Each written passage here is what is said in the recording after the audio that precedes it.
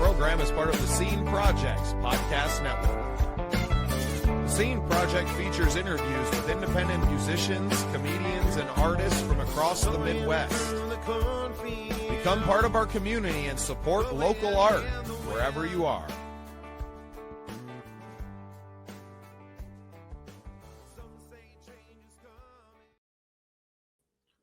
Welcome into another exciting episode of Real Biz. I am your host, Bubba Startz, and with me today is award-winning writer, author, and advocate for the human-animal bond, Susan Hartzler. Susan, welcome to the show. Thank you. Nice to be here, Bubba. It's my pleasure to have you. I know that we got to speak at length in our discovery call a few weeks ago, and I'm so glad that you popped back on so quickly. Not everyone gets right back in to have another long conversation with me, but I'm glad you did. And I love what you're all about. We're huge animal lovers here at our, in our household. We were talking about our cats, but you have some really interesting books and stuff that we're going to talk about today. But before we get into that, I want to just kind of give you the floor and let you give us a little bit of your backstory, and we'll pick up the conversation from there. Okay. Well, let's see. My third grade teacher told me to be a writer. So I had that in my mind my whole life. And I started off as the first female sports writer of my college newspaper. And my goal was to get into the boys' locker room, but they put me on women's sports. Oh, well, what are you going to do? But I didn't get my first book published until I was 62. And that book is called I'm Not Single, I Have a Dog, Dating Tales from the Barkside. And then last year, I had another book published, The Peace Puppy, a memoir of caregiving and canine solace. And I have another book coming out this year. It's all about therapy dogs. And I also have a Substack, Bliss Dog, where I write soul stories about dogs and my life with my two dogs. I've got two beautiful Australian Shepherds, Seven and Paige Turner, and they pretty much run my life. So years ago, I've always been a dog lover since I was a kid. My first dog, Siesta, was a Chihuahua mutt. And she taught me more about love than the humans in my life growing up. I just loved that dog. She would sit in a little toy baby chair and eat for me. And she'd sleep in a little toy crib, and she was something else. I'd take her around in a baby buggy. She'd be upside down, and I knit hats for her and stuff. So it was pretty much love at first sight with dogs. And ever since, I've been an advocate for the human-animal bond, but now I've stepped it up. I'm a therapy dog. I'm part of a therapy dog team with Seven and Paige Turner now. And I also, for 10 years, was an evaluator for therapy dogs. Now I have the book coming out. So I have a lot of experience with humans and dogs. I love it. I grew up in a dog household. We're a cat house now because the house is probably too small to have bigger animals running around. Although 4 cats is probably excessive as well. But but we love our boys. I am not saying anything to my wife Danielle. If you're listening, I love our little men. But there's something special about those relationships that we have, right? And for people that not only grew up with dogs, but have had those companions over their life, we all know what it means. And I don't know if I find it hard to explain sometimes to people that don't have those relationships with animals for whatever reason. And do you find in your, experience that there's a commonality between like dog lovers? That do you find all dog lovers are kind of created, equal, or there's that bond that you feel like someone when they have a dog? Because I kind of feel that way, right? Well, dog lovers are a wide spectrum of people. I mean, there's so much to love about dogs. I feel like when I meet them, I do have something in common with them, but they're not all the same, just like dogs aren't all the same. There's dogs, especially in today's world, there's so many things you can do with dogs. The traveling with dogs is a huge market right now in the travel industry. people really are starting to do what I feel like I set the tone 4 years ago. Everybody would say, you're so weird about your dog. But now people are embracing that, and just, they, especially in today's world, I don't know if you've noticed, but there's all these like, go pet a cow, go to this farm, go to this. And people are doing that more today than ever, because we're on screens, we're on, not real life. And people want that real life, that nature, that mother nature. They want to smell it. They want to feel it. They want to pet a llama or whatever. So it's really a necessary, it's not an either or. I think cats and dogs, they're a necessary thing in many of our lives. I mean, I cannot imagine life without a dog. I just can't. No, I'm sure you can. And the barking in the background is music to your ears, huh? That's Paige Turner saying, I want to be on the show. Yeah. Who are you talking to? What are you doing?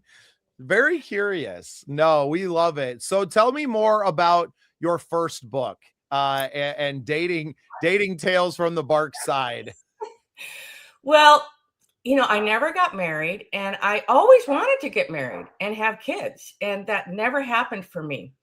So in my early 40s, my mom died, and I moved home to take care of my dad, who had Parkinson's. And I got involved in therapy dogs. And I went and visited kids at the county hospital in Los Angeles.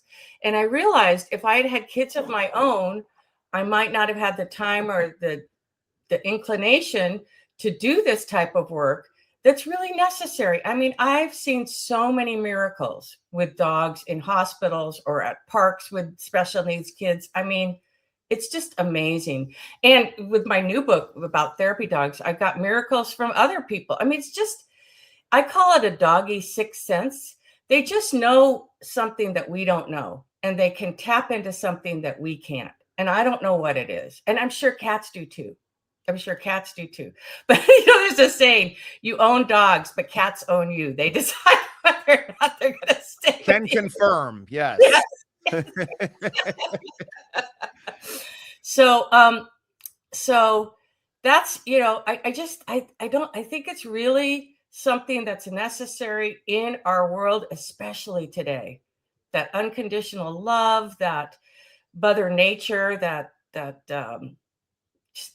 don't know. I love everything about dogs. Yeah, even just the visceral, touching of another living thing, with human beings, especially post-COVID, being even more scared of other human beings and contact with another living thing in general, that it's so important to, pet a dog, right? Like, go pet a dog, and it's okay. And well, and there's science behind that. There's science behind that is proving that petting a dog is good for your health. I mean, it boosts oxytocin, which is the feel-good hormone. It reduces stress. It calms your heart. It lowers your blood pressure. Just petting a dog.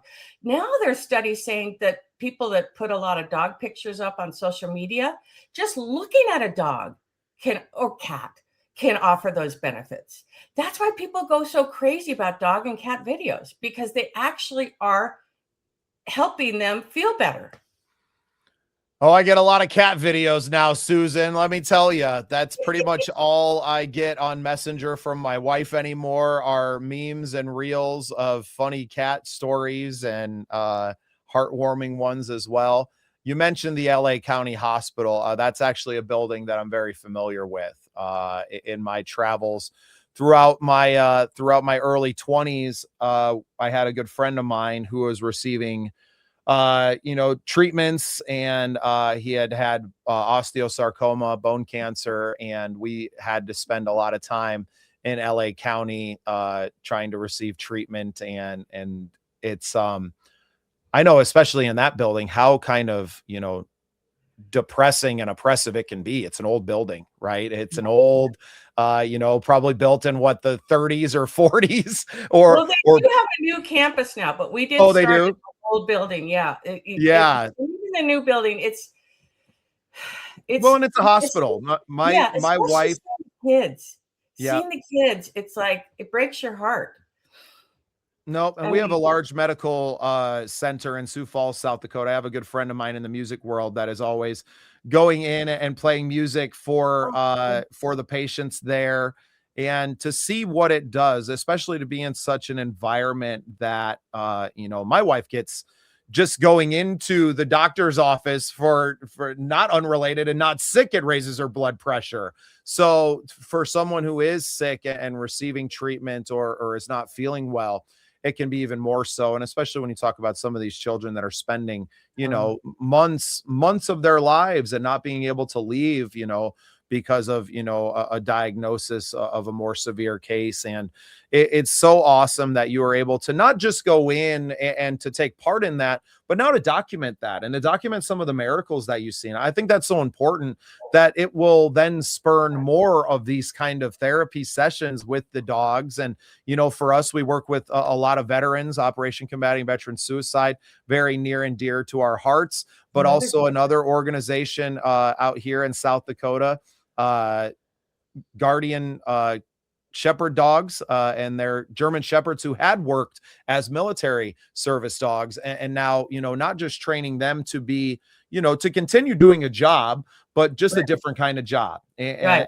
helping them and then connecting them with other veterans as well. So I love it. I love that you're writing about it and sharing your stories with the world to educate more people on the not just therapeutic, but the scientifically proven therapeutic benefits of having animals in our lives. One of the things that I'm doing on my Substack, and this just occurred to me when I started writing Substack, is yes, there's therapeutic benefits, but no one knows how to tap into them. So I'm actually offering like meditations or rituals you can do. Like if you're feeling a panic attack coming on, if you just lie down next to your dog, touch them, sink in with their breathing, it can really stop a panic attack. I mean, you've got the dog right there. I'm sure a cat's the same way. A cat might give you a panic attack first, but they help my wife. I've seen who she is. When she comes home, it's the first thing she does is grabs one of them and spends, 5-10 minutes after work relaxing with them. And it's made her a completely different human being. Completely. And each cat's kind of different. Not all the cats like to be picked up and held like that, but they all have their times, and dogs the same way, I'm sure. That's why one is never enough, right? I have 3 myself, so I wish I had a farm and could just have 1 million, Yeah. I prefer dogs to humans anymore, so except for you, Bubba. Thank you. I appreciate that. Well, before I let you go, I'd love to have you share once again the Substack and where people can find the books, and I'll let you get out of here so you can go ease Paige Turner's nerves a little bit and let them know that everything's okay. Okay, Bubba. Well, my Substack is BlissDog, at BlissDog, BLISSDOG, which was the name of my first Aussie Bliss.